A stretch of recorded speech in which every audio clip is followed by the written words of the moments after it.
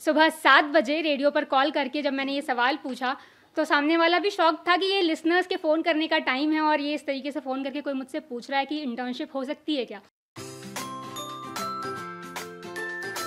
The Talks Club. Keep talking, keep learning. दोस्तों, अगर बात में कुछ बेतरतीब सी हो जाऊं तो माफ़ करना, क्योंकि ये कोई आकाशवाणी नहीं और मैं कोई देवता नहीं हूँ। तो मैंने आज जो टॉपिक चुना है वो टॉपिक है कि a challenge can be an opportunity. तो किस तरीके से एक चुनौती को एक अवसर में बदला जा सकता है, मैं अपनी ज़िंदगी का एक छोटा सा वाक़या, एक लाइफ एक्सपीरियंस आपके साथ शेयर करना चाहती हूँ। मैं ग्रेजुएशन सेकेंड ईयर में पढ़ रही थी और उस वक्त मैंने सोचा था कि मुझे रेडियो में अपना करियर बनाना है और इसके लिए मैंने जी जान से आरजे डिप्लोमा भी किया, साथ में अपना जो ग्रेजुएशन चल रहा था वो भी किया, एनएसएस किया, एनसीसी किया, बहुत सारी चीज़ें की। और मुझे ये पता था कि मुझे रेडियो में जाना है, पर उसके लिए मैं इंटर्नशिप करना चाहती थी, जिसके लिए मैंने सारे चैनल्स के चक्कर काटे। लखनऊ में, मैं जैसा कि सर ने पहले बताया कि मैं लखनऊ से बिलोंग करती हूँ, तो मैं लखनऊ की ही बात आपको बता रही हूँ। अभी मैं रांची में हाल ही में 2-3 महीने पहले शिफ्ट हुई हूँ। तो जब मैं ग्रेजुएशन में थी, सन 2010 की बात है, 2010 में मैंने सोचा कि मुझे रेडियो में अपना करियर बनाना है और उसके लिए मैंने जितने भी रेडियो चैनल्स थे उन सब की बारीकियाँ निकाली, डिटेल्स निकाली, फ़ीस पता की और उसके बाद फिर मैंने सोचा कि ये आरजे डिप्लोमा जो सबसे कम फ़ीस में जहाँ से मैं कर सकती थी वो मैंने किया, क्योंकि मुझे लगता था कि मुझे सिर्फ एक बेसिक डिग्री चाहिए और उसके बाद मैं एंटर कर सकती हूँ इस वर्ल्ड के अंदर। देन उसके बाद मैंने फिर जब इंटर्नशिप के लिए चक्कर काटना शुरू किया और किसी भी रेडियो चैनल में मुझे अपॉर्चुनिटी नहीं मिली। फिर फाइनली एक चैनल बचा था जो मुझे लग रहा था कि यहाँ पता नहीं ये लोग इंटर्नशिप करवाएंगे या नहीं करवाएंगे, लेकिन फिर भी एक हिम्मत करके मैंने सुबह मॉर्निंग शो पर कॉल किया एज अ लिसनर। जैसे हम लोग रेडियो सुनते हैं और हम शो पे कॉल करते हैं क्वेश्चंस के आंसर देने के लिए, मैंने ये पूछने के लिए उस आरजे को कॉल किया कि सर आपके यहाँ इंटर्नशिप हो सकती है क्या। सुबह 7 बजे रेडियो पर कॉल करके जब मैंने ये सवाल पूछा तो सामने वाला भी शॉक था कि ये लिसनर्स के फ़ोन करने का टाइम है और ये इस तरीके से फ़ोन करके कोई मुझसे पूछ रहा है कि इंटर्नशिप हो सकती है क्या। तो उन्होंने मुझे टालने के लिए कहा, ठीक है तुम 11 बजे हमारे स्टूडियो आना, हम देखते हैं कुछ हो सकता है या नहीं। और उन्होंने मुझसे पूछा कि क्या डिग्री है तुम्हारे पास। मैंने कहा मैं ग्रेजुएशन कर रही हूँ, मैंने आरजे डिप्लोमा कर लिया है और मुझे रेडियो में काम करना है, सीखना है काम कि और क्या किया जा सकता है। तो उन्होंने कहा ठीक है तुम 11 बजे आओ। मैं 11 बजे उस रेडियो स्टेशन में गई, बड़ी ही उम्मीद के साथ कि चलो मुझे इंटर्नशिप के लिए मौका मिलेगा यहाँ पर काम करने का। जब मैं वहाँ गई तो उस आरजे ने मुझे एक पेपर थमाया और उनका एक कॉन्टेस्ट चल रहा था, सचिन मैंगो कॉन्टेस्ट। तो उन्होंने मुझे कहा कि तुम ये पेपर लेकर जाओ और इस पर 8-10 लोगों के मैसेजेस या सिग्नेचर्स इकट्ठे करके ले करके आओ। मैंने सोचा कि मुझे तो इंटर्नशिप के लिए बुलाया था, ये क्या काम मुझे दे दिया गया है। लेकिन उस वक्त उसी समय मैंने ये सोचा कि ये छोटा सा काम जो इन्होंने मुझे दिया है, एक छोटा सा चैलेंज है। उनको लगा होगा क्या 10-15 मैसेजेस लेकर के आ जाएगी, और मतलब उन्होंने इंटर्नशिप के बारे में कोई बात ही नहीं की। मैंने सोचा कि मैं इसे ही अपॉर्चुनिटी बनाऊंगी और आगे जाऊंगी, और मैंने वो पेपर लिया। मैं घर वापस आई, मेरे पास उस वक्त मैं कंपनी का नाम नहीं लूँगी, और मोबाइल का 29 रुपीज़ का एक पैकेज हुआ करता था SMS का, जिसमें 500 SMS आते थे।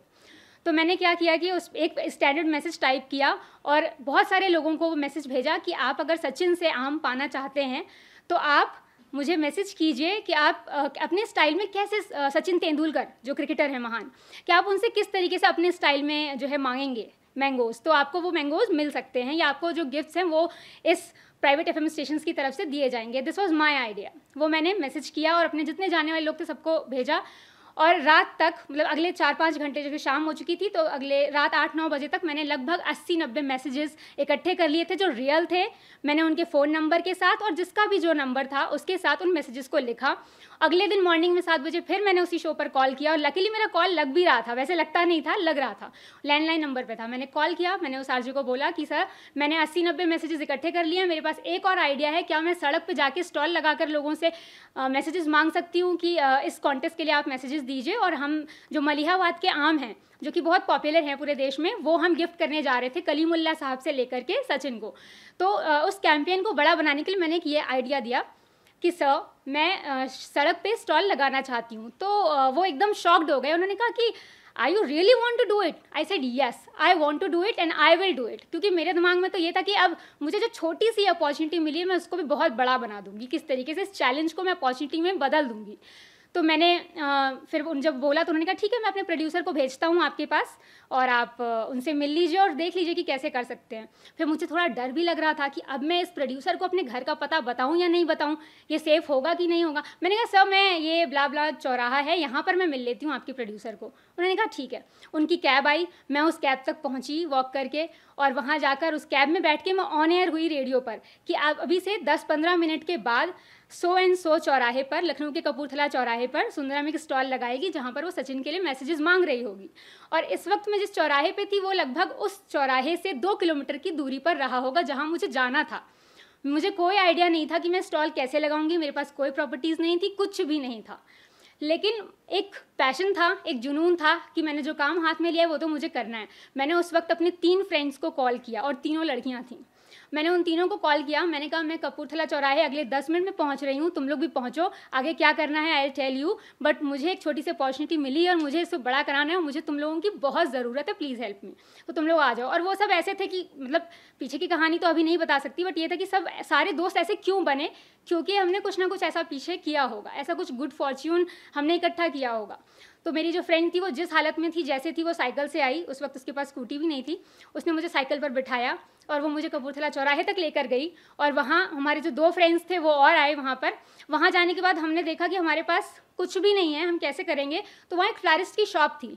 मैंने उनसे बोला सर मुझे आपका ये जो बेंच है ये मुझे 3 घंटे के लिए बोरो करना है, can you please give it to me. तो उन्होंने कहा कि क्यों, कौन है आप। मैंने कहा सर ये सो एंड सो रेडियो पर अभी मैं 10 मिनट पहले ऑन एयर थी और मैंने बोला है कि मुझे ये स्टॉल लगाना है, मैसेजेस इकट्ठे करने हैं। तो उन्होंने मेरा नाम बोला तुरंत, अच्छा आयु सुंदरम। मैंने कहा हाँ, क्योंकि उन्होंने 10 मिनट पहले इत्तेफाक से रेडियो सुना था और वही चैनल वो ट्यून था वहाँ पर। वहाँ जो लोग आए हुए थे उन्होंने भी सुना कि अरे अरे अच्छा ये वही लड़की है जो अभी 10 मिनट पहले रेडियो पर बोल रही थी। मैंने कहा जी हाँ अंकल मैं वही हूँ। मैंने वो टेबल लिया, वहाँ पर अपनी दोस्तों की मदद से वो टेबल लगाया। देन उसके बाद हमने पास की दुकान से कुछ वो खरीदे, चार्ट पेपर्स खरीदे। उन चार्ट पेपर्स के ऊपर हमने स्लोगन्स लिखे, उस कॉन्टेस्ट का नाम लिखा, उसको वहाँ पे स्टिक किया। तो लोग देखने लगे कि 4 लड़कियाँ चौराहे पे आखिर कर क्या रही हैं, भीड़ इकट्ठी होने लगी।